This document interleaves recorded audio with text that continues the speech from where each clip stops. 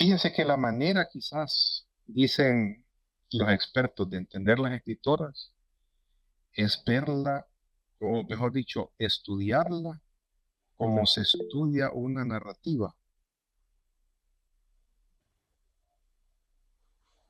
Como que si estudiáramos un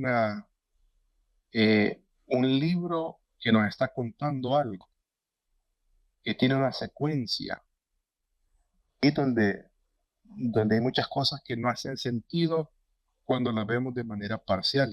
Y los métodos de interpretación que han habido para entender las escrituras no sirven, y no sirven por la sencilla razón de que esto es como un escáner, ¿verdad? Si el escáner no me dice a mí cuál es el problema que tiene el carro, el problema es el escáner, no es otra cosa.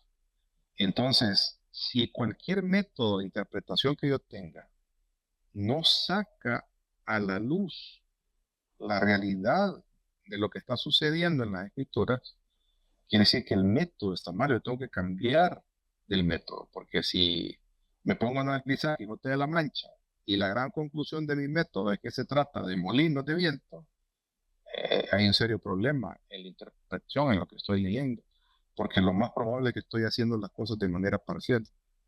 Entonces, viéndolo así de esa manera, uno tiene que ir y verlo como que si es una historia la que le están contando. Y de hecho es una historia, es una narrativa la que se está revelando y se está revelando y se está desenvolviendo y se está desenvolviendo hasta llegar a un clímax. Vamos a analizarlo así de esa manera, como que es una historia, y vamos a verlo precisamente como una historia, y vamos a quedar nada más con el Jardín del Edén. No vamos a avanzar más esta noche, sino que vamos a quedarnos con el Jardín del Edén. Y vamos a la presentación que les traigo para contestarnos esa pregunta. Me avisan cuando ya puedan ver la presentación. Pero vamos. Muy bien. ¿Qué se perdió en el Jardín del Edén? Y eso es importantísimo entenderlo. Miremos un pasaje de la Escritura, Génesis 3, 22, 24. Y dijo Jehová, tomándolo como base nada más, ¿verdad? Para lo que vamos a estar hablando. Y dijo Jehová Dios, he aquí el hombre es como uno de nosotros. Y este es el lenguaje de plural, ¿va? Que hay que entender con quién está hablando. Sabiendo el bien y el mal. Ahora pues, que no alargue sus manos, porque tomaron del árbol de la ciencia el bien y el mal, que no alargue su mano y tome también del árbol de la vida, y coma y viva para siempre. Y lo sacó Jehová del huerto del Edén, para que labrase la tierra de que fue tomado.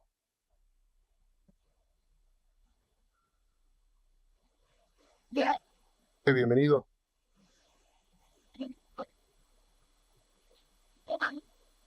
Y lo sacó Jehová del huerto del Edén. Y esta ya es la segunda vez que echan a alguien del huerto. ¿Va? La primera es lo que leíamos en Ezequiel, de que el querubín protector que se reveló fue echado del Edén. Y ahora ya no es un ser espiritual, sino que es un ser de carne y hueso, para que labrase la tierra de donde fue tomado. O sea, lo echó con todos los bemoles que tiene esa situación. Echó pues fuera al hombre y puso al oriente del huerto de Edén querubines y una espada encendida que se revolvía por todos lados para guardar el camino del árbol de la vida. O sea, eh, que sucedió es grave. Grave porque va en contra de los propósitos y de los planes de Dios. Hemos dicho, ¿cuál es el propósito de Dios de haber hecho este planeta, de haberlo ordenado, de haberle dado vida, de haber puesto el caos en orden? Es morar en él. En otras palabras, el planeta Tierra es un templo para su presencia literal en este mundo. Y si ven la narrativa, Génesis 1 arranca con la creación, Génesis 2 está el huerto del Edén, y aparte a Adán y a Eva son tomados y son puestos, perdón, a Adán primero que es puesto dentro del huerto del Edén, y a Eva, que más tarde ¿cómo se llama? Sale del hombre. Marlon. O sea que podemos pensar, pastor, que la tierra como tal es como una pequeña réplica de lo que es su reino, en el sentido de que Dios habita en un lugar diferente, pero que pueda habitar aquí también. Sí, o sea, y la idea de Dios es que los dos sean una sola cosa, porque del hecho de que, a ver, ¿se acuerdan en Ezequiel lo que dice, verdad? En el, en el Edén estuviste, le dice a Querubín, en el monte de Dios. Ese monte de Dios debemos entenderlo no como un monte físico, no es el monte Sinaí, no es el monte Moria, es un monte espiritual donde en la cima está el templo, la morada del Señor, donde está su trono. Entonces, el hecho, lo que Dios está haciendo es, mire, y es lo que nos dice la narrativa bíblica, ¿verdad? Yo voy a morar, he creado esto para morar, pero no lo voy a gobernar solo. Voy a crear seres físicos, porque ya tiene seres espirituales, a crear seres físicos relacionados con este mundo físico que yo he creado para que el mundo espiritual y el mundo material que he creado sean una sola cosa.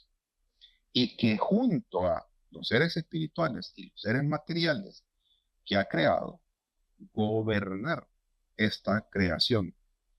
Y por eso a todos esos seres que van a gobernar con él, tanto los espirituales como los físicos, les da su imagen y semejanza. No sé si hay preguntas hasta acá, hermanos, en términos generales. Entonces, ¿vamos bien? Hola.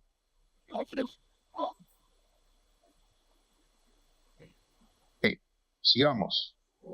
Lo tenemos que preguntar. Si esta es una historia que nos están contando, es importante entender los personajes, como cuando uno ve una novela, ¿verdad? O estudia una novela. Y a veces hay que regresar, volver atrás, ir de nuevo para conocer los personajes que se nos están presentando en esta historia. Son los personajes principales en esta historia. Primero, debemos entender que ahí está la Trinidad, que la Trinidad que pertenece a un mundo espiritual. Alfredo, bienvenido. Está presente en este mundo material creado por Dios, está presente en el huerto del Edén, porque el monte de Dios está ahí.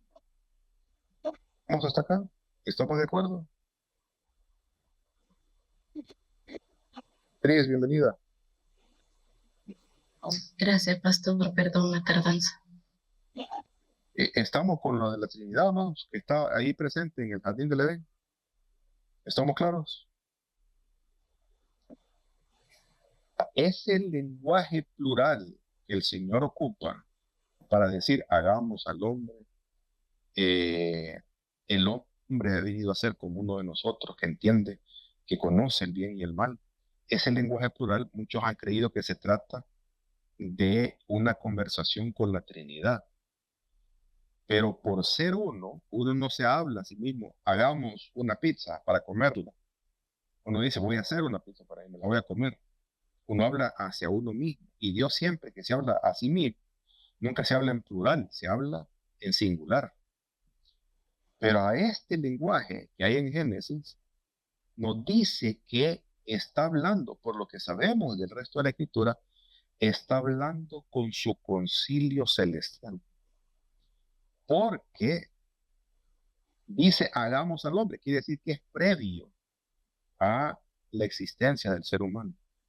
Y de hecho, Job 38 dice que cuando el Señor ponía las bases de la tierra, los hijos de Dios se regocijaban. Y los hijos de Dios en el Antiguo Testamento se refiere a seres celestiales. Y se les compara a estos seres como las estrellas. Para tener nosotros una similitud, se les compara como las estrellas porque son seres de luz. Entonces, está el planeta Tierra, está el monte santo de Dios, Está el jardín del Edén, que son árboles frutales ¿cómo se llama? Que cubren el jardín del Edén, donde está el monte santo de Dios. Y está ahí Adán y Eva. Debemos entender, así como logramos entender el resto de la escritura, que el hecho de que un ser humano esté dentro de ese lugar sagrado, donde habita, donde está el monte santo de Dios, solamente puede hacer esa función alguien que es rey y sacerdote, así como solamente el sumo sacerdote podía entrar al lugar santísimo.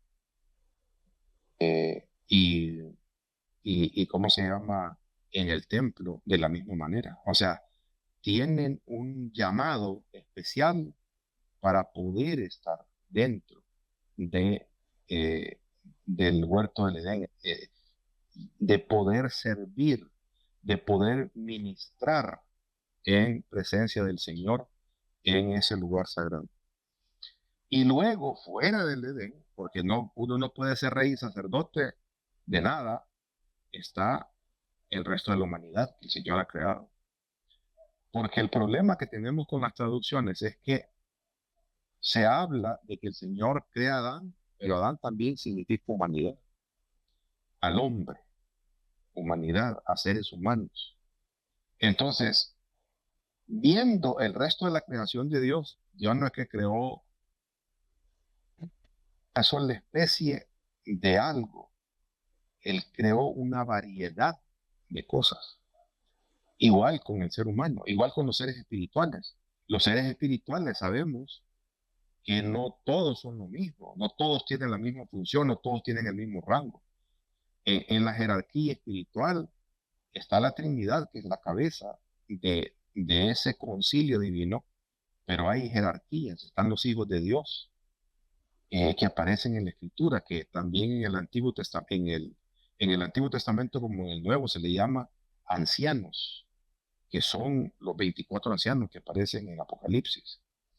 Ese es el concilio celestial del Señor, de la jerarquía más alta de su concilio. Y luego hay arcángeles, serafines, querubines, ángeles, que son jerarquías menores. De la misma manera, con la humanidad, no podemos decir es que Dios solamente creó a Adán y Eva, porque no se puede explicar de otra manera cómo un Caín, por ejemplo, encuentra una esposa si solo estaban Adán, Eva, Caín y Abel. No se puede decir que un Caín se una ciudad cuando es echado del Edén, cuando solamente él. ¿De quién tenía miedo Caín cuando el Señor lo echa de su presencia? Si no habían más que 4 personas. Entonces no podemos decir, argumentar que solamente Adán y Eva representaban delante del Señor, así como los reyes y sacerdotes representaban al pueblo delante de la presencia del Señor. Preguntas, hermanos, hasta acá, con respecto a los personajes.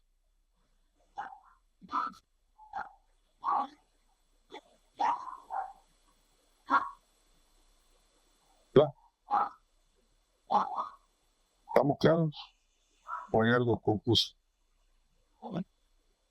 Sí, avancemos entonces. Es importante. Ya vimos los personajes principales. Trinidad, Concilio Divino, Adán y Eva y la humanidad. El escenario. Veamos el escenario. En el escenario está el Jardín del Edén. Pero tenemos que entender qué es el Jardín del Edén. Dentro de ese jardín, que es un lugar sagrado, está el Monte Santo del Señor.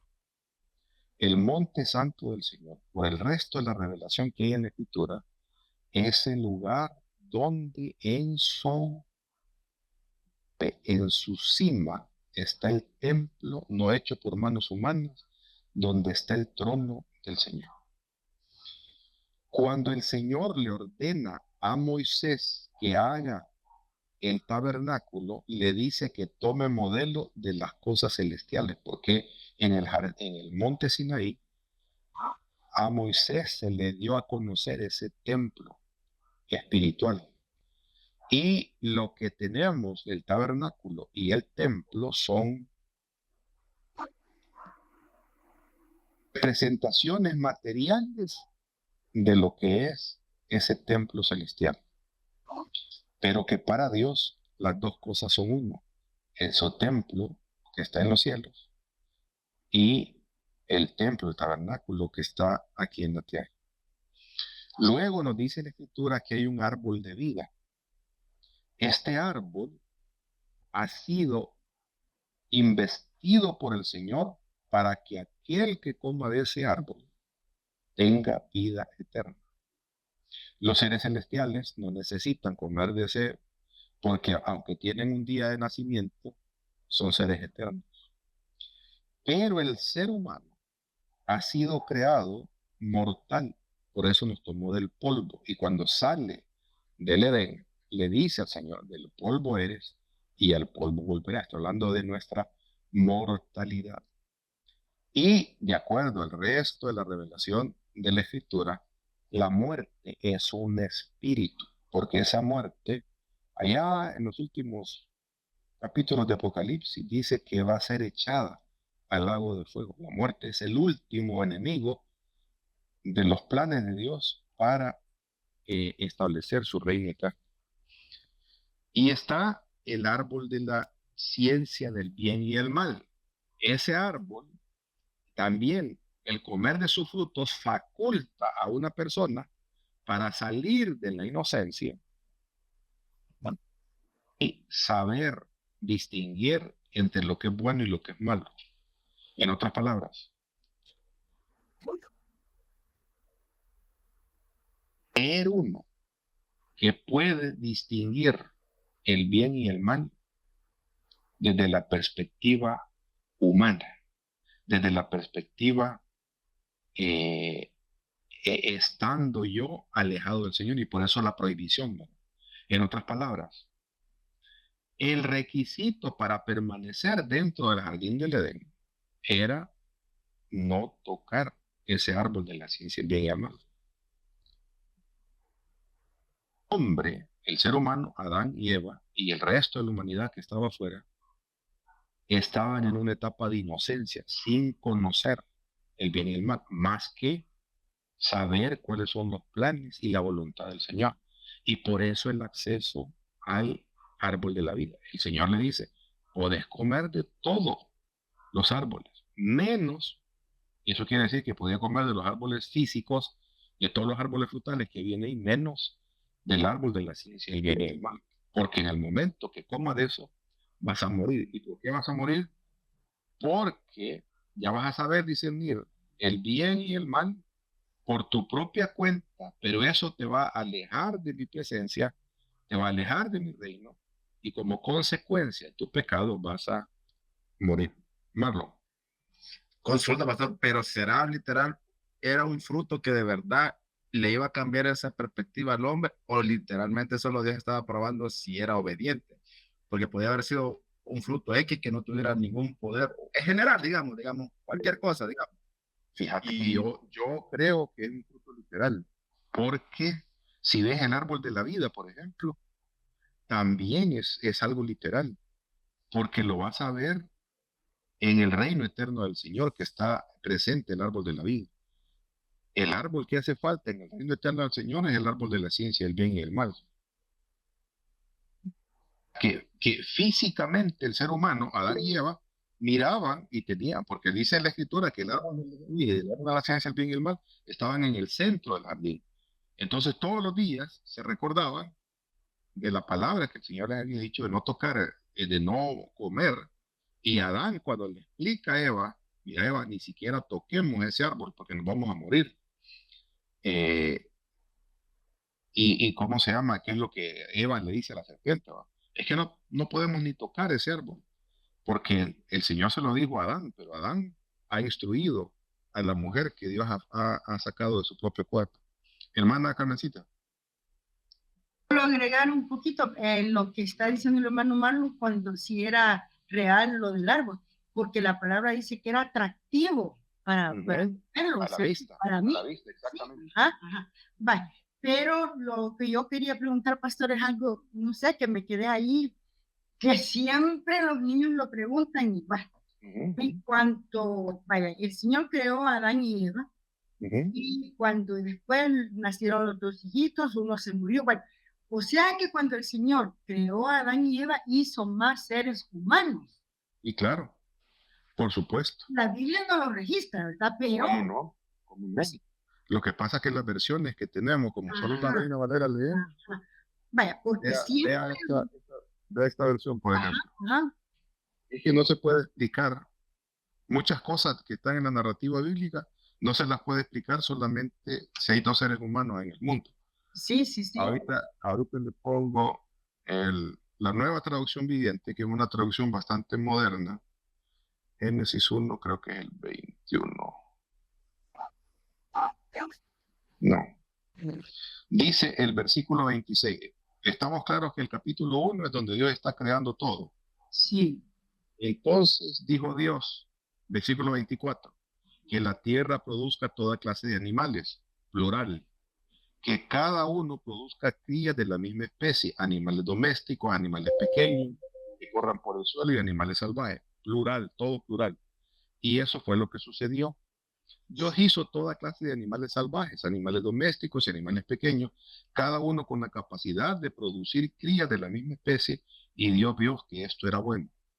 Está todo creado. Ahora viene cuando en la Reina Valera dice, hagamos al hombre.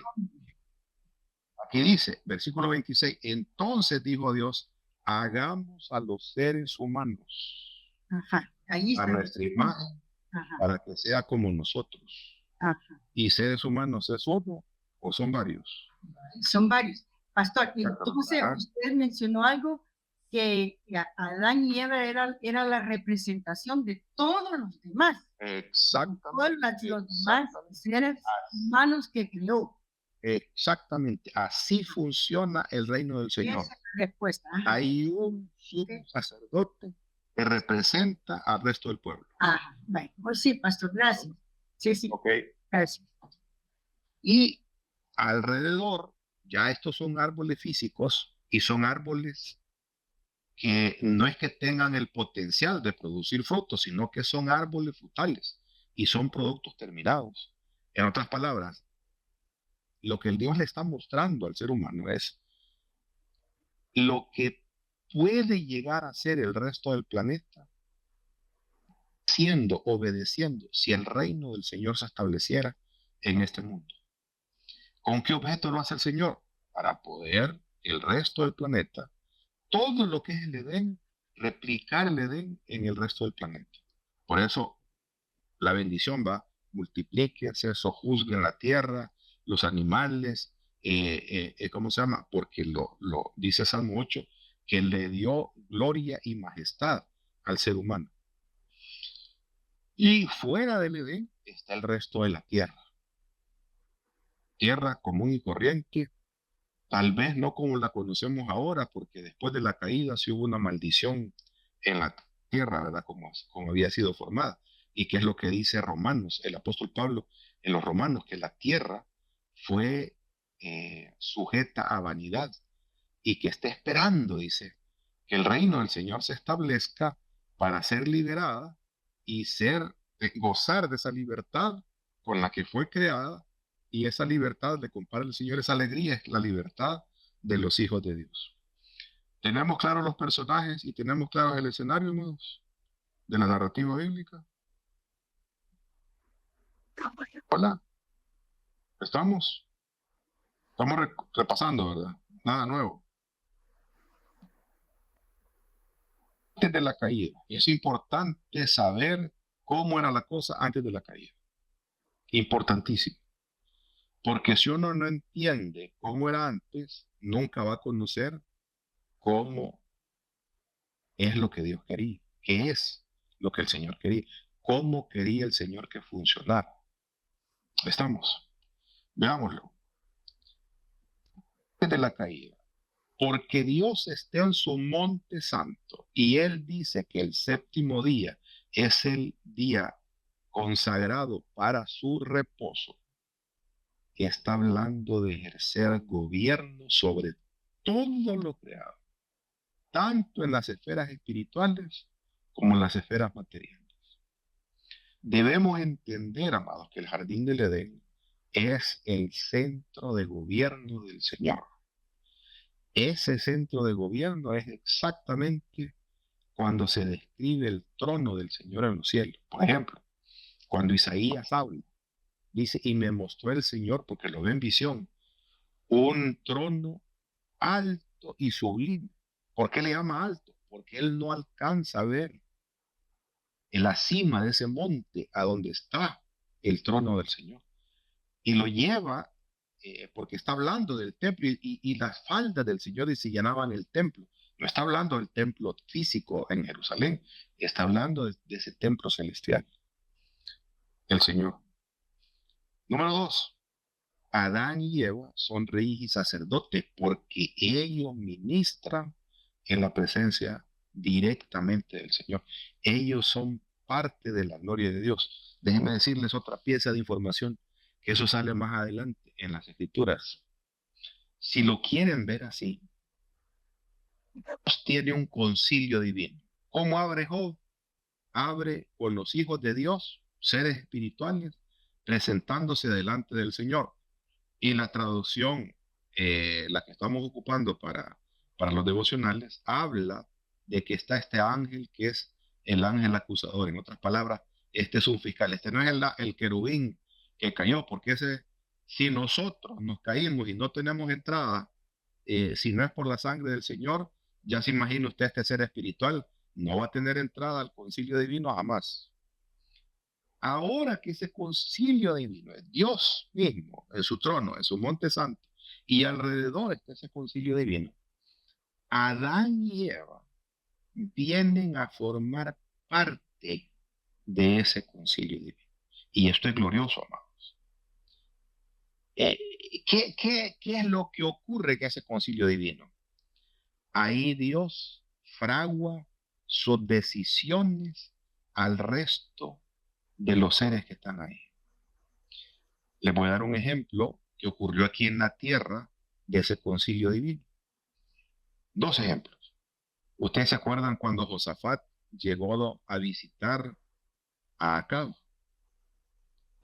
Acab le propone a Josafat, vamos a atacar Siria y recuperemos juntos Ramón de Galaad. Y viene Josafat y le dice, mira, consultémoslo al Señor. Y manda a traer los profetas, va, que eran pagados por la corona, por el rey Acab. Y los profetas, sí, que suba, que Dios te va a dar la victoria. Hasta un fulano ahí se había hecho unos cuernos de hierro. Con estos cuernos vas a atacar a los sirios y vas a vencer, y Ramón de Galaad la vas a recuperar. Digo, Josafat, ¿verdad? Estos hermanos me suena que no andan bien con Dios y no hay nadie más. Le dice, sí, aquí hay un profeta que se llama Micaías, pero ese no me gusta como predica porque solo cosas feas, me dice. Acá lo que le gustaba era que le dijera que lo que él estaba haciendo estaba bien, y lo que Micaías le decía es que estaba mal, porque acá, aparte de que se había casado con una mujer sirofenicia, Jezabel, él se había convertido en un idólatra, en un adorador de otro Dios, y está entre esas dos aguas, entre querer agradar a Dios y entre querer agradar al diablo, y eso jamás ha salido bien la cuenta. Entonces llaman a Micaías y Micaías, sí, dice el Señor que sí, que les va a dar la victoria. Y le dice acá, va sabiendo que Micaías está hablando de manera sarcástica. Micaías, ¿cuántas veces te he dicho que me digas la verdad? Mire, dice Micaías, yo estuve presente en visión, ¿verdad? Porque a él lo invitaron a ver, no a participar, a ver ese concilio. Y vi al Señor, dice, rodeado de su séquito de seres espirituales. Y el Señor dijo, he determinado que Acab muera en Ramón de Galaad. La decisión es de Dios. Pero lanza al pleno y le dice, ¿cómo vamos a hacer para convencer a Acab para que suba a Ramón de Galaad? Y dice la Escritura que unos decían una cosa y otros decían otra cosa. O sea, el Señor está escuchando a este concilio divino. Y se determina ahí, ¿verdad? Que un espíritu vaya a servir como espíritu engañador para que los profetas y se enganchan acá, y ya sabemos lo que pasó, que acá terminó muriendo tal cual se había decidido en el concilio divino. Amado, se le deben parar los pelos de punta, va a saber que lo que pasa aquí en la tierra se decide ahí arriba. Uno tiene que tener las barbas en remojo, porque tiene que saber, el libro de Job no es una historia que nos están contando, está hablando que lo que se decide en ese concilio sucede aquí abajo. Y segundo ejemplo, Abraham. El Señor se presenta en forma física a Abraham con dos ángeles, dos seres espirituales. Muy probablemente el Antiguo Testamento le llama ángeles, pero tienen que haber sido de algún calibre para andar con el Señor y se manifiestan como varones delante. Y Abraham reconoce que se trata del Señor. Y Abraham viene y le da de comer al Señor y a los ángeles, ahí en su tienda. Cuando el Señor sale de la tienda de Abraham, a las afueras de la tienda de Abraham, dice el Señor, mire qué cosa más gloriosa, le voy a ocultar a Abraham, amigo, lo que yo voy a hacer con Sodoma y Gomorra, siendo que Abraham va a ser el padre de multitud, siendo que Abraham va a ser el fundamento donde yo estoy poniendo el reino en esta tierra, mi reino en esta tierra. Y le dice a Abraham, se lo cuenta la decisión que él ha tomado.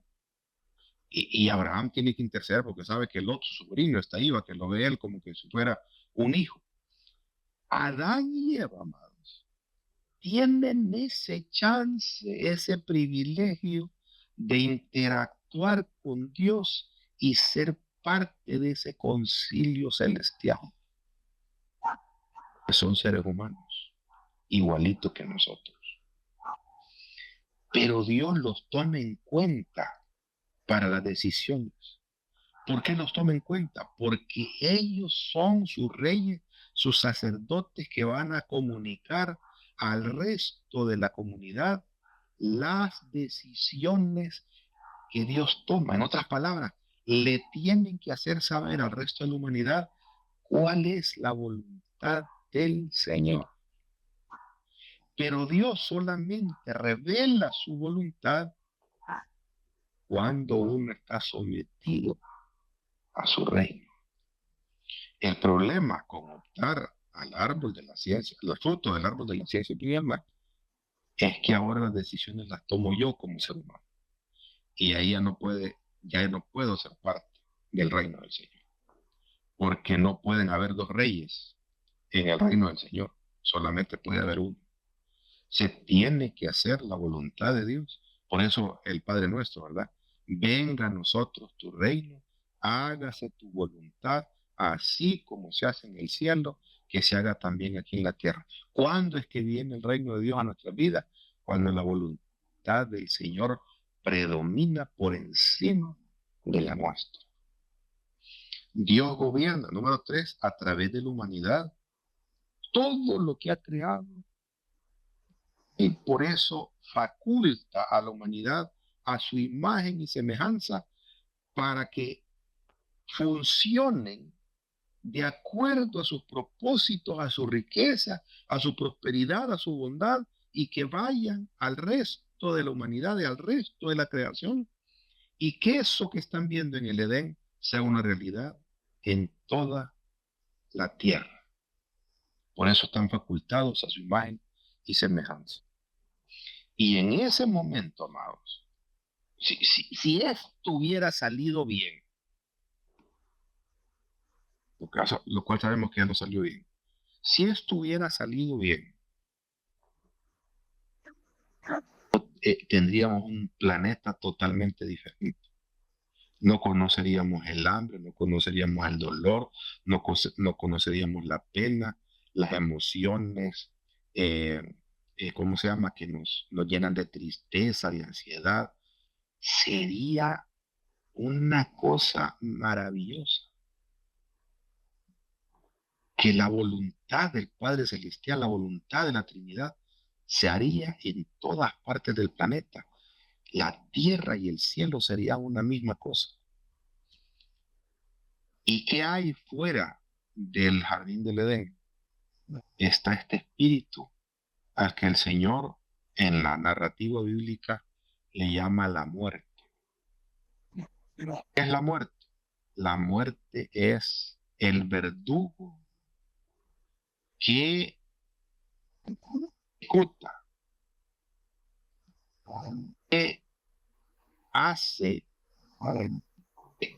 el juicio determinado por Dios. Está establecido que los hombres mueran una sola vez y después el juicio. Esa, eh, esa orden divina se ejecute porque la paga del pecado es la muerte. ¿Y por qué tiene que estar afuera del Edén? ¿Por qué no puede estar adentro? Porque mientras está adentro está el árbol de la vida. Y solamente la muerte, ciertamente morirás. ¿Por qué? Porque ya no vas a tener acceso al árbol de la vida y vas a tener morir, aunque no era automático, no era ya ahí mismo que te vas a morir, pero vas a ir decayendo hasta cumplir los días que yo he establecido para ti en la tierra y vas a morir. ¿Por qué vas a morir?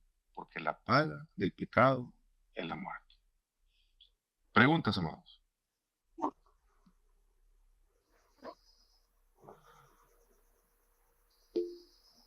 Hermana Cabecita. Va, pastor. ¿Y ahí? Todo esto, o sea, el plan de Dios era darnos todo eso de lo que está hablando. Correcto. Todo eso lindo que él había hecho era para el hombre, o sea, para toda la humanidad, no solo para el Dios, para toda la humanidad. Correcto. Pero, pues, yo siempre digo eso por el libre albedrío que le dio a Adán y Eva. Desde ahí, desde esa desobediencia, vino el pecado a toda la humanidad. Eso fue Exactamente. lo que impidió que ahí mismo se estableciera ese, porque ya ahí estaba el reino. En realidad, si ellos hubieran sido obedientes, ya estaba el reino establecido. Exactamente. Era lo que él No, anhelaba. no existiera ni la Biblia, hermano. Si todo hubiera salido bien. Ese era el plan, ese era el plan de Caín jamás Dios. hubiera matado a Abel. La torre de Babel. Sí, nada, no hubiéramos llegado hasta ahí. Exactamente, exactamente. Pero como Entonces, desde el principio ellos pecaron, se trajeron todo. Eso es lo que heredamos, pues, el hacer el mal y todo eso. ahora, ¿qué entienden ustedes por pecado en ese contexto? La Lo quiero dar. desobediencia a lo que el Señor había dicho que no se hiciera. Pero ¿por No qué? hacer la voluntad O de sea, Dios. pero piénselo de esta manera. Piénselo de esta manera. ¿Y qué tan pecado es comerse la gente dice que es manzana? Pues digamos, no todo que también manzana, simplemente para propósitos pedagógicos. ¿Y qué tal pecado es comerse una manzana? Para que Dios haya actuado de esa manera. No, Y saben una cosa, Dios jamás, el castigo que aplica es superior al mal que se ha hecho. ¿Cuál es el problema? la desobediencia, pastor, él les dijo que no lo hicieran. Pero ¿qué es lo que el Señor quería con la humanidad ¿cómo se llama?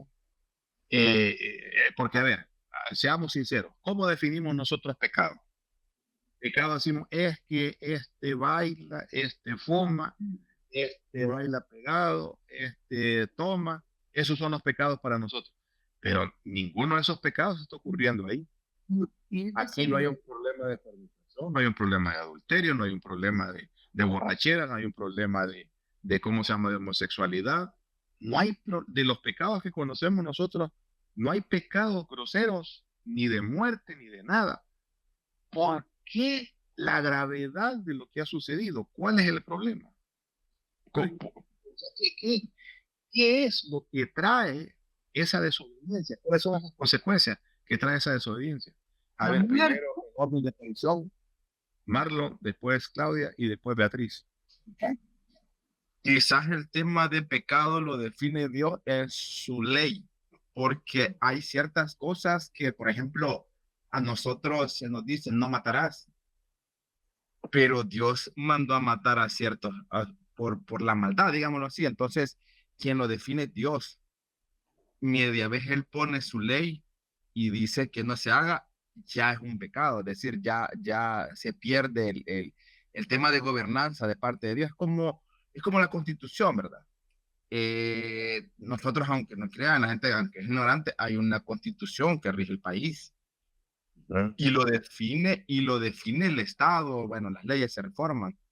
¿Qué es lo que lo hace bueno o malo? Es cómo usted cumple la ley o cómo cumple usted la gobernanza de esa nación.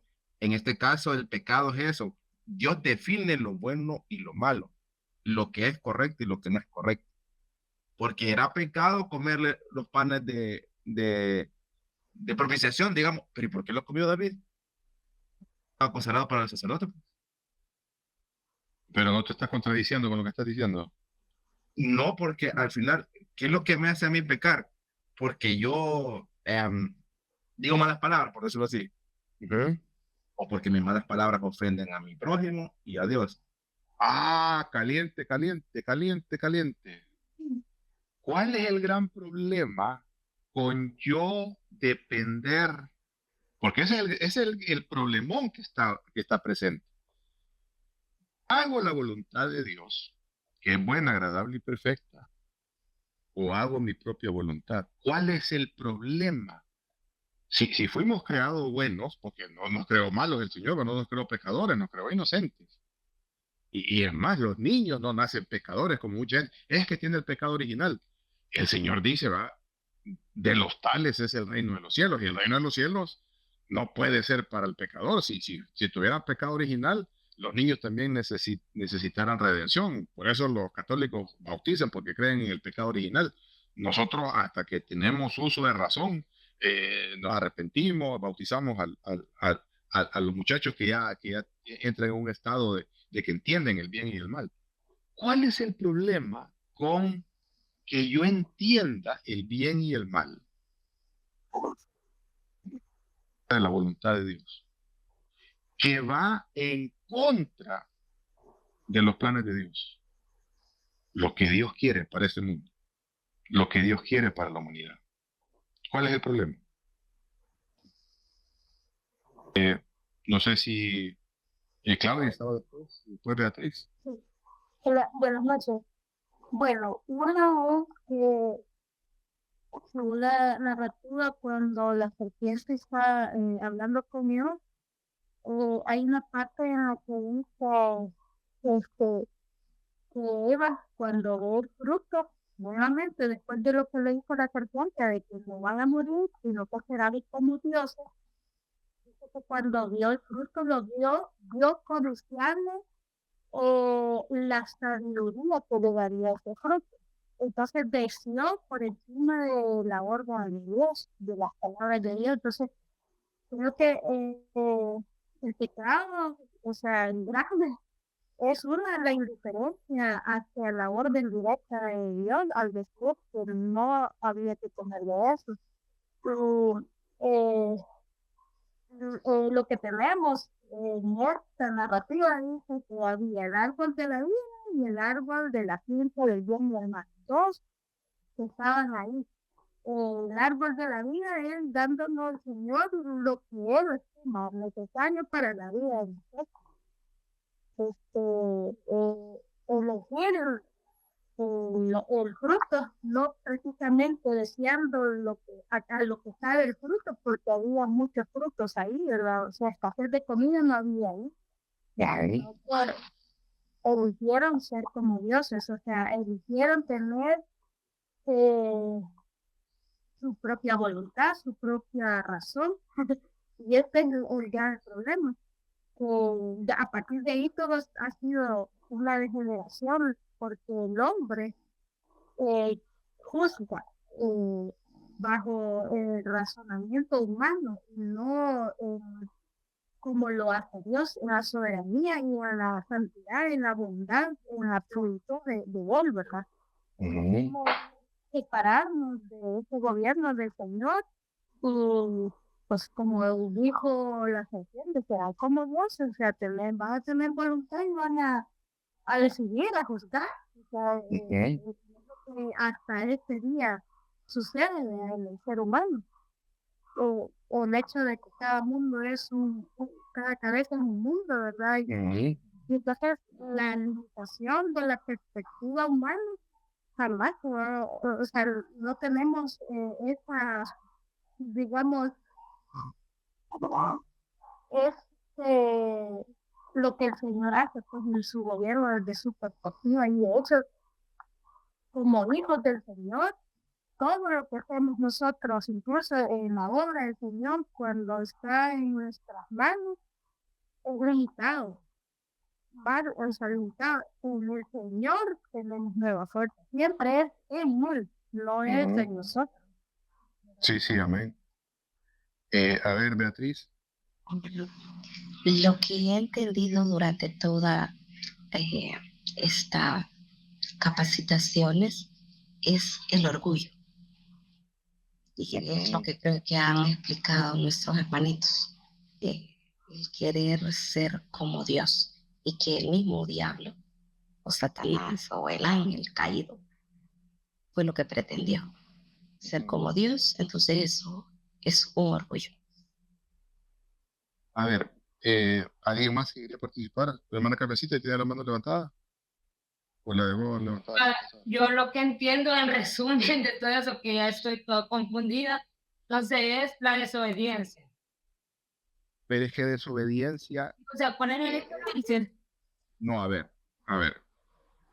pongamos todas las piezas del rompecabezas. Estamos hablando nada más del árbol de la vida, del, ¿cómo se llama? Del jardín del Edén. ajá, ¿Qué es lo que Dios quiere? que lo obedezcamos, Sí, pero esos son términos generales. Pero ¿qué Dios quiere para esta humanidad? que seamos la voluntad de Él. Por eso, pero dígame cosas que quiere Dios de nosotros para acá, para este mundo. Establecer su reino. De ser su reino. Sí, pero ¿qué quiere? Que hagamos justicia, que nos atemos unos a los otros, porque dice que desde un principio está. Exactamente, que reflejemos su imagen y semejanza al resto de la creación. Cuando hacemos la voluntad del Señor, reflejamos la imagen y semejanza al resto de la humanidad. ¿Y en qué se traduce eso? En no pagar mal por mal, en querer hacer el bien hasta mis enemigos, en querer hacerle a los hombres lo que yo quiero que los hombres hagan conmigo, en querer ser un pacificador y no alguien que hace más grandes los problemas, en querer amar a mi prójimo como a mí mismo. En eso se traduce hacer la voluntad del Señor, en hacer el bien al resto de la humanidad, al resto de la creación del Señor.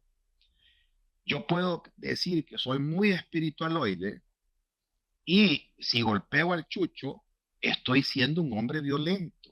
No estoy reflejando la imagen de Dios, por más lengua que hable, que es lo que dice Pablo, ¿verdad? ¿Y de qué me sirve hablar en lengua si yo supiera todos los misterios y hablar a lenguas angelicales y no tengo amor? No soy nada, porque no es el deseo del corazón de Dios, es el pecado nuestro, es que no queremos entender que haciendo la voluntad de Dios, acercándonos a Dios, la medida de nuestra cercanía con el Señor se refleja en reflejar esa imagen y semejanza de Dios al resto de la humanidad.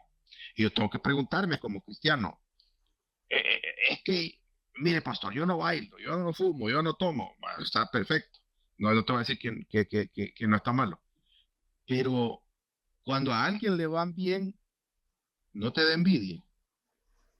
Cuando alguien fracasa y ese alguien te ha hecho daño, sentís satisfacción en tu corazón, te reís del mal ajeno.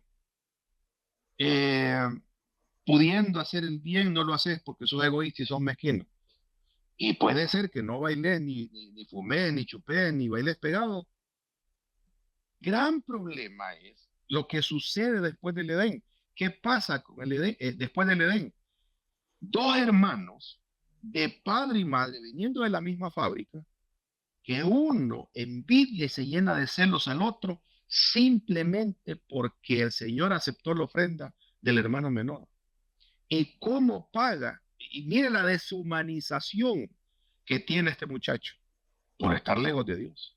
Porque dice la Escritura que las obras de él eran malas, lo dice Hebreos. Viene y para eliminar el problema de los celos que tiene, de la envidia que tiene de su hermano, lo mata. Y todavía el Señor le pregunta, ¿dónde está tu hermano Abel? ¿Y acaso soy yo guarda de mi hermano?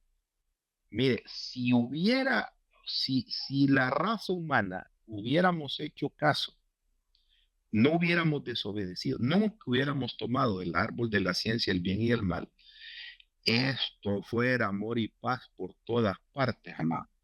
Aquí nadie hablaría en lengua, nadie que la chiripior que espiritual, que el zapotazo santo, que los hermanos de los ataítas.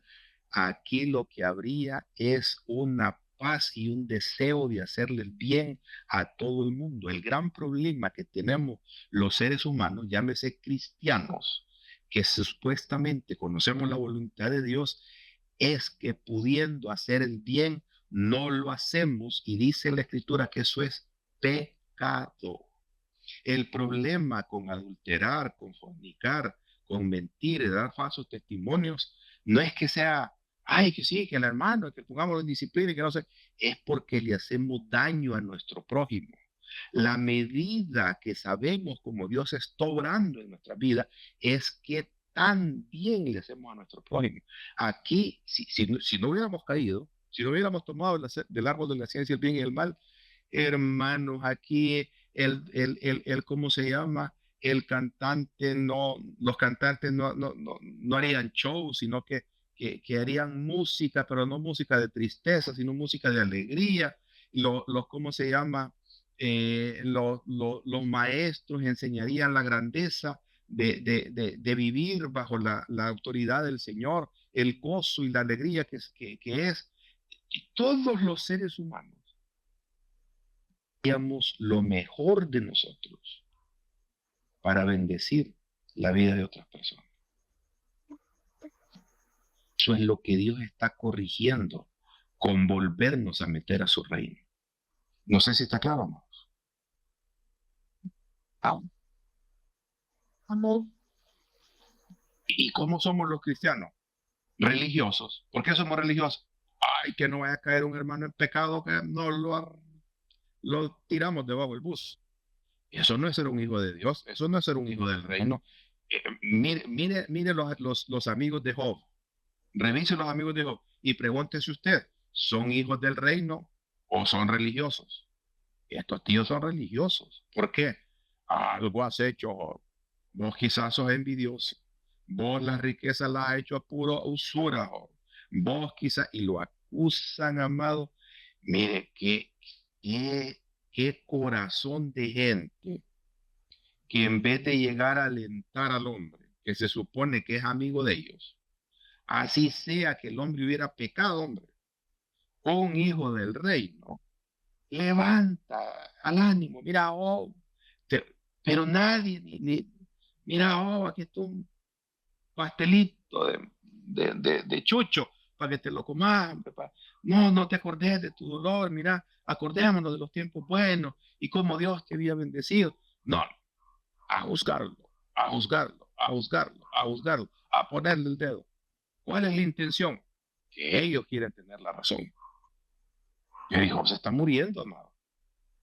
O siente que sus fuerzas están decayendo. Si toda la verborrea de lo que dice es producto del dolor que está sintiendo, no es del ánimo que está recibiendo. ¿Y qué espera Dios de nosotros, de nuestra vida?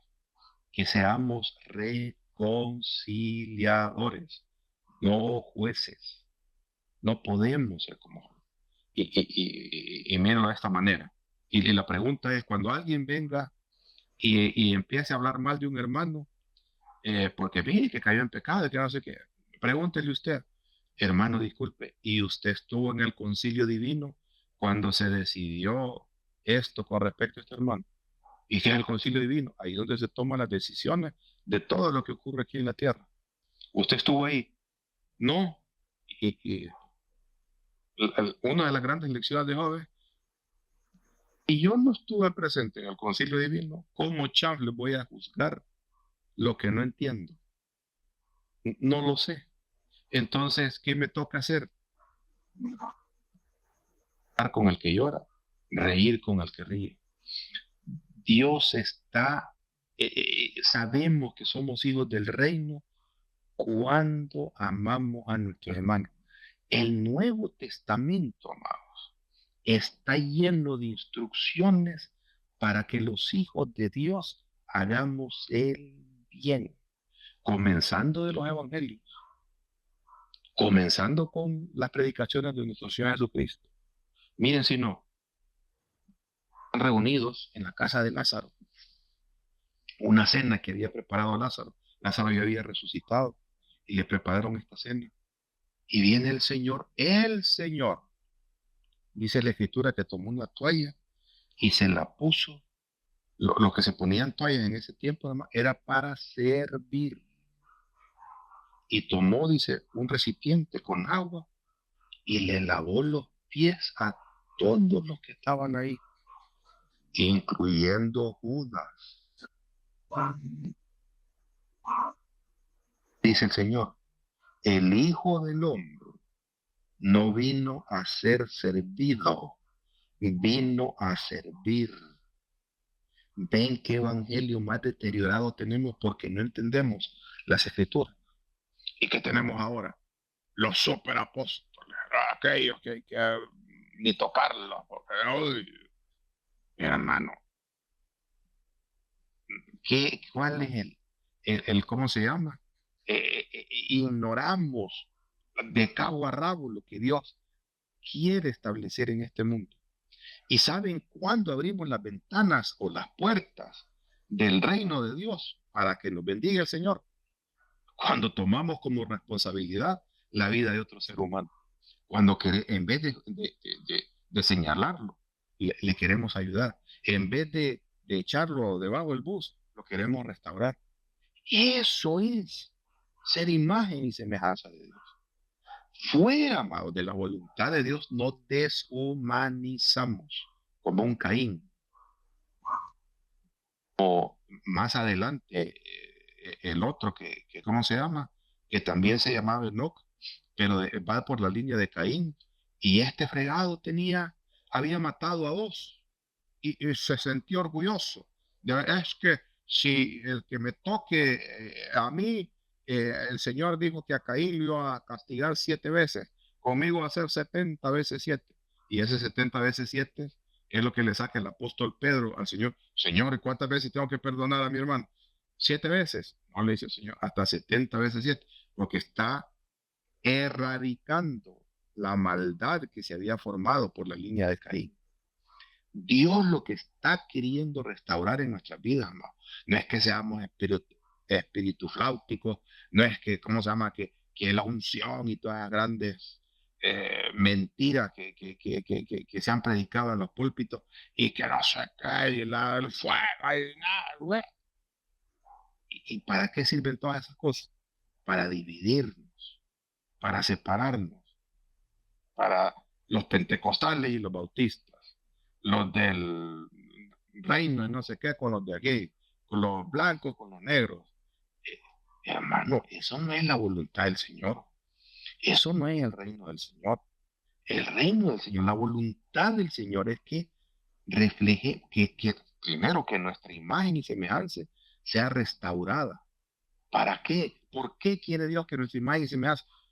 Porque en este mundo hay tanta necesidad que se necesitan hijos de Dios que respondan al llamado de servir y no ser servidos, que respondan al llamado de preocuparse por su prójimo. El buen samaritano, pasó un religioso y no hizo nada, pasó el otro y tampoco, ¿no? ¿Cómo voy a juntar aquí con la chuma? Y samaritano era de lo peor que había, porque eran del reino del norte, que se habían juntado, eran gentiles y pecadores para los judíos. Este samaritano agarró el herido, lo montó, sanó sus heridas, lo llevó al mesón y se responsabilizó por un desconocido. Y el Señor le pregunta, oye, ¿quién es tu prójimo? Ese que hizo la voluntad del Señor. Están viendo en la dirección donde el Señor está llevando su revelación divina, amados. Es en la dirección y para eso nos ha llamado el Señor. Es que es obediencia. ¿Pero obedecer qué, pues? Porque yo creo que soy obediente cuando no voy a ir baile, cuando no miro fútbol, porque esa es la manera religiosa pero envidioso soy, pero orgulloso soy, pero no puedo ver ojos bonitos en cara ajena. Pero cuando a mí no me toman en cuenta, me siento defraudado, que no sé qué, porque yo soy el gran chulado. No es eso, amados. No es eso lo que Dios quiere. Y lo que vino nuestro Señor Jesucristo a manifestar, ¿quiénes eran los grandes amigos del Señor? ¿Quiénes eran los que seguían? Le dice el Señor a los religiosos, miren, las prostitutas y los publicanos van adelante de ustedes al reino del Señor. Eso quiere decir que esto ni les había amanecido con lo que el Señor quería. ¿Por qué las prostitutas? Porque se sentían pecadores, porque, Señor, perdónanos. Y ya podían, ¿cómo se llama? Hacer la voluntad del Señor, hacer el bien y no el mal a cómo se llama su prójimo. Eso, amado, es lo que el Señor, es lo que se perdió en el jardín del Edén. Nuestra identidad como Dios la ha definido en nuestras vidas. Y déjenme ponérselos en esta lámina así para terminar. Después de la caída, la serpiente antigua se reveló primero. Fue expulsado del Monte Santo, o sea, el Monte Santo dentro del jardín del Edén, y fue expulsado al resto de la tierra. Engañó al ser humano y fueron también expulsados. Y a partir de ahí, hay un divorcio. El reino del Señor ya no puede estar aquí. ¿Qué hay entonces en la tierra? La imposición del reino de las tinieblas, que no es el plan de Dios. El reino de las tinieblas, porque hay muerte, porque está el engañador y porque estamos nosotros que queremos hacer nuestra propia voluntad. Penitas, son unas linitas después, aparece el primer ser humano matando a otro ser humano. Jamás se hubiera dado si la voluntad del Señor se hubiera hecho en nuestra vida. ¿Qué se perdió, amados? En el jardín del Edén se perdió el reino de Dios. Eso, el ofrecimiento que Dios hace, que el Señor Jesucristo hace cuando arranca su ministerio en este mundo, cuando está a la mitad y cuando está al final, el reino de los cielos se ha acercado. Hay una nueva oportunidad de rectificar lo que salió mal en el Edén. Arrepentidos y convertidos, porque el reino de los cielos se ha acercado. ¿Por qué? Porque el plan de Dios sigue siendo que los seres humanos nos cuidemos unos a otros, velemos unos con otros, nos responsabilicemos unos por otros, que no nos estemos matando, que no nos estemos defraudando, que no nos estemos engañando, que seamos hermanos como humanos, como imagen y semejanza de lo que somos. El reino de Dios se perdió. El privilegio de ser gobernados por el Rey de Reyes y Señor de Señores se vino al traste. Como consecuencia, tenemos un mundo caído en las condiciones como lo conocemos. Matándonos unos con otros, defraudándonos unos con otros, robándonos unos con otros, engañándonos unos con otros. Si yo estoy bien, no me importa que vos estés mal. Si yo te tengo que matar a vos para yo estar bien, te voy a matar. Sí, es una maraña de engaños del enemigo que nos ha deshumanizado. Es matando hijos, hijos matando padres, nietos matando abuelos, abuelos matando. Y es una deshumanización terrible lo que está sucediendo. ¿Y sabe qué es lo peor, amado? No entender el reino de Dios hace caer en religiosidad. Justamente lo que pasaba con los fariseos, cuando el Señor, los fariseos nunca, bueno, con solo uno, que es Nicodemo, ¿va? En este caso, que al final se da cuenta uno que Nicodemo sí entró al reino del Señor.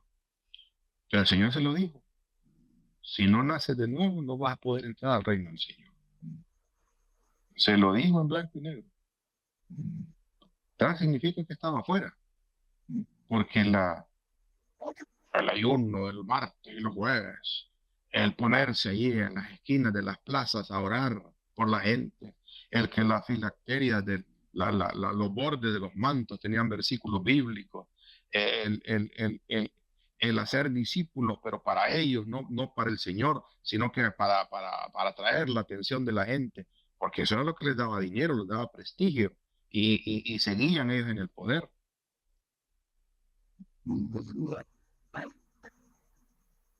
No naces de nuevo, no puedes entrar al reino de Dios. Y termino con esto, hermanos.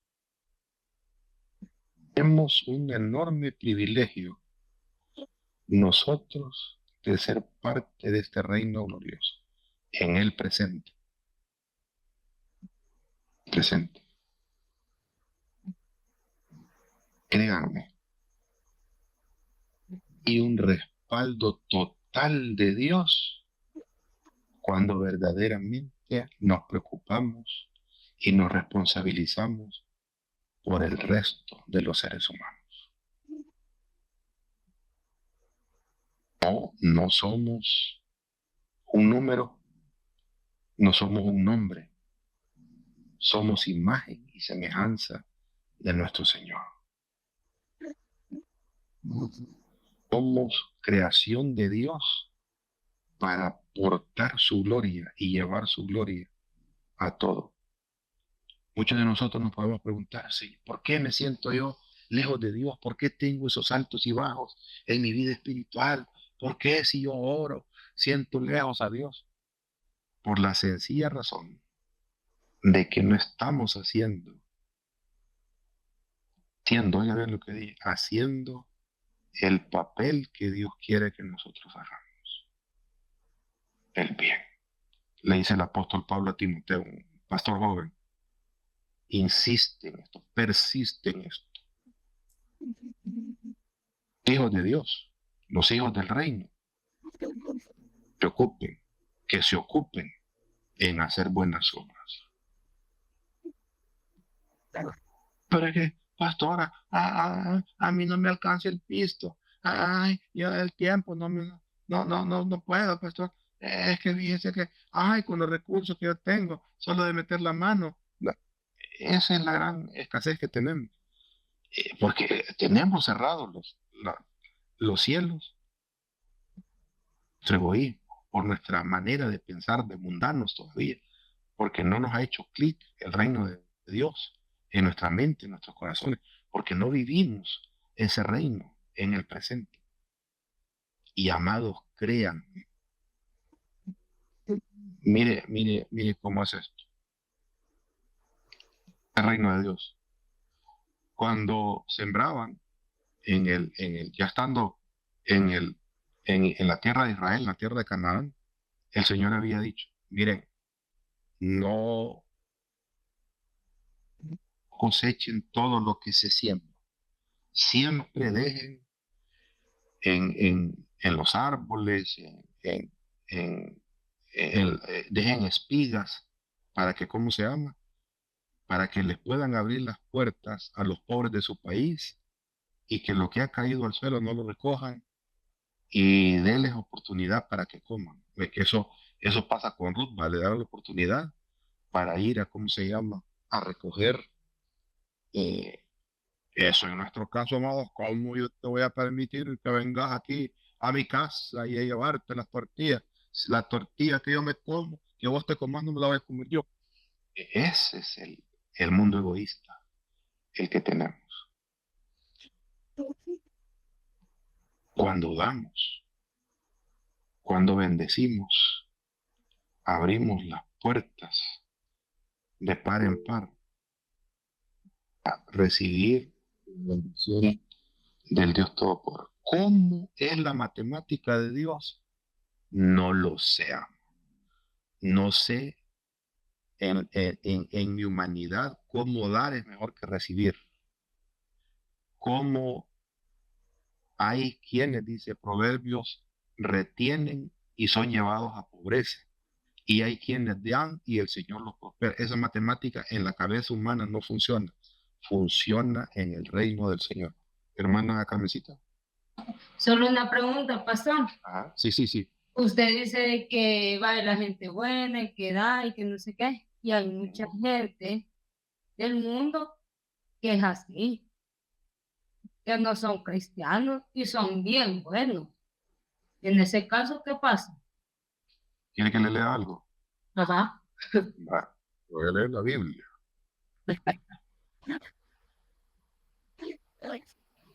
Y Y son está más en el- buenos que los cristianos. Por supuesto, porque a los cristianos no nos ha amanecido todavía. Ay, Ahorita, no, 20.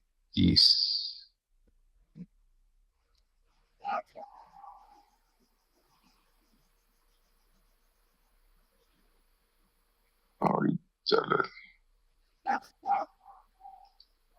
porque hay muchas cosas falsas que creemos los cristianos que no son ciertas.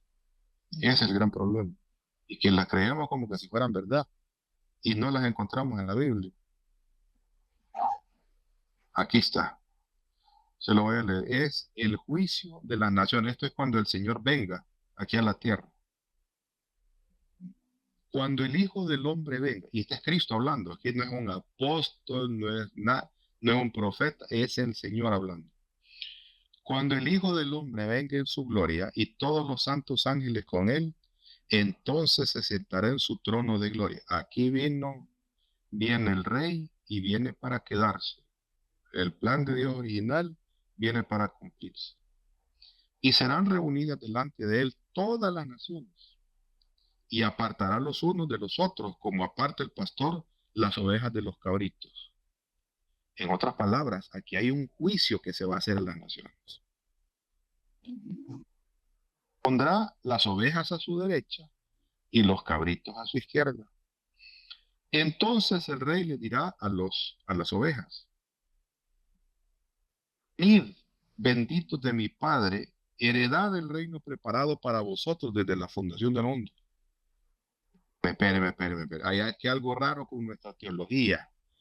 Porque yo entiendo, pastor, que en mi teología, los que recibimos a Cristo como Señor y Salvador personal son los que tenemos parte en el reino. Eso es cierto, porque es la puerta de entrada. Lo que no es cierto es que nos mantenemos ahí porque creemos nosotros que la fe es algo mental. Ah, no, yo sí creo. ¿Vos crees que sos hijo del reino? Yo sí creo. ¿Que sos salvo? ¿Que tus pecados han sido perdonados? Sí. ¿Y cómo practicas esa fe? ¿Le estás dando al necesitado? Ah, no, es que no me alcanza. ¿Le estás haciendo un favor al que le puedes hacer favor? No. Mire la base de este juicio. Y aquí estamos hablando de definir quién entra al reino y quién no entra. Venid, benditos de mi Padre, heredad del reino preparado para vosotros desde la fundación del mundo. Y aquí les va a decir el por qué, la razón por la cual van a entrar al reino. Que tuve hambre y me diste de comer. Tuve sed y me diste de beber. Fui forastero y me recogiste. Estuve desnudo y me cubriste. Enfermo y me visitaste en la cárcel y viniste a mí. Entonces los justos le responderán: ¿por qué le llama justos? Si estoy, ¿por qué le llama justos? Porque están practicando su fe, están viviendo su fe. Esto no es una fe estática, es una fe en acción. Y es que la fe no es estática, la fe es acción. Mis convicciones deben llevarme a accionar, a hacer algo por mi prójimo. Entonces los justos le responderán diciendo, Señor, ¿y cuándo te vimos hambriento y te sustentamos, o sediento y te dimos de beber? ¿Y cuándo te vimos forastero y te recogimos, o desnudo y te cubrimos? ¿O cuándo te vimos enfermo en la cárcel y venimos a ti? Y respondiendo el rey, les dirá, de cierto os digo, que en cuanto lo hiciste a uno de estos mis hermanos más pequeños, a mí lo hiciste. Uy, uy, uy, uy, uy, uy. Mira lo que está diciendo el Señor. El bien que yo hago para mi prójimo, se lo estoy haciendo al Rey de Reyes y Señor de Señores. ¿Qué va a pasar con los de la izquierda? Entonces dirá también a los de la izquierda, apartaos de mí, malditos al fuego eterno preparado para el diablo y sus ángeles, porque tuve hambre y no me diste de comer. Aquí hay un montón de religiosos, aquí hay un montón de los que se golpean el pecho, aquí va a haber un montón de los que no hacen el bien al prójimo. Y no me diste de comer, tuve sed y no me diste de beber. Fui forastero y no me recogiste. Estuve desnudo y no me cubriste. Enfermo y en la cárcel y no me visitaste. Entonces también ellos le responderán diciendo, Señor, pero ¿cuándo te vimos hambriento, sediento, forastero, desnudo, enfermo en la cárcel y no te servimos?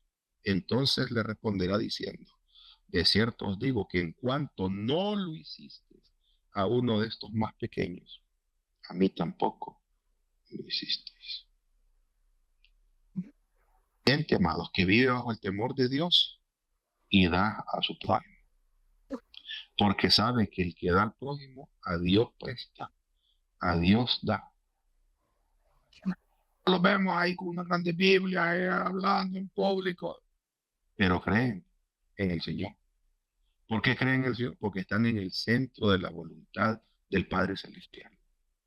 Y hay un montón de religiosos que solo son vueltas y que solo son activismo y que solo son reuniones y que el concierto de no sé qué y que la conferencia de no sé dónde. Y cuando nos toca hacer el bien al prójimo, esa fe es casaca, no vale para Dios. Para Dios lo que vale es que yo practique verdaderamente, que conozco al Señor, porque esa imagen y semejanza que ha puesto en mí me ayuda a hacerle el bien a mi prójimo. ¿Eso está claro? Carmencita, Sí, pastor, sí. Más que claro, pastor. estamos. Sí. Y miren si no, les voy a decir otro. Porque como ustedes son bien bíblicos, ahorita les voy a poner otro. Dice Hechos, quiero ver qué capítulo estoy. 21. Aquí está donde Pedro, que está en ese sincretismo religioso, aunque Dios le está diciendo la orden, en esa visión, que mate y come. No, Señor, que yo soy judío, yo nunca he probado nada contaminado, yo no como chicharrones, yo no como aquí, yo no como allá, porque hemos hecho del ¿cómo se llama? De la fe, una religión. Ese es el problema que tiene Pedro. Pero ahora va a recibir una lección de vida. Entonces Pedro, descendiendo a donde estaban los hombres que fueron enviados por Cornelio, les dijo, he aquí yo soy el que buscáis. ¿Cuál es la causa por la que habéis venido? Ellos dijeron, Cornelio, el centurión, varón justo y temeroso de Dios, y que tiene buen testimonio en toda la nación de los judíos, ha recibido instrucciones de un santo ángel de hacerte venir a su casa para oír tus palabras. Entonces, Cornelio es extranjero, amado. Cornelio es romano, no es judío. Entonces, haciéndoles entrar, los hospedó, y al día siguiente, levantándose, se fue con ellos, y le acompañaron algunos de los hermanos de Jope. Al otro día entraron en Cesarea y Cornelio los estaba esperando, habiendo convocado a sus parientes y amigos más íntimos. Cuando Pedro entró, salió Cornelio a recibirle y postrándose a sus pies adoró, porque Cornelio no entiende, ¿va? Él viene de una cultura de adorador de otros dioses. Y hablando con él, y le dijo, perdón, más Pedro le levantó diciendo, levantate viejo, yo soy hombre igual que vos. Y hablando con él, entró y halló a muchos que se habían reunido, porque ya tenía la reunión ahí con la familia, los vecinos y todo. Cornelio, ¿va? Porque el Señor le había dicho que mandara. Y le digo, vosotros sabéis cuán abominable para un varón judío, nosotros vamos a la crema innata de la religión, juntarse y acercarse con un extranjero. Yo he venido aquí a la fuerza, pero a mí me ha mostrado Dios que a ningún hombre llame común o inmundo. Vaya, hombre. Por lo cual, al ser llamado, vine sin replicar. Así que pregunto, ¿por qué causa me habéis hecho venir? Entonces Cornelio dijo, hace 4 días que a esta hora yo estaba en ayunas y a la hora 9, mientras oraba en mi casa, vi que se puso delante de mí un varón con vestido resplandeciente, un ángel. Y dijo, Cornelio, oiga bien lo que le va a decir el ángel. Tu oración ha sido oída y tus limosnas han sido recordadas delante de Dios. Claro, el agua, como dicen los españoles. ¿Cómo, hermanos? Hola. Una de las cosas, hermanos, que vamos a hacer este año en la historia que cuenta la Biblia, después, como de la mitad para adelante, es aprender a vivir el reino, pero lo vamos a practicar. Lo vamos a practicar.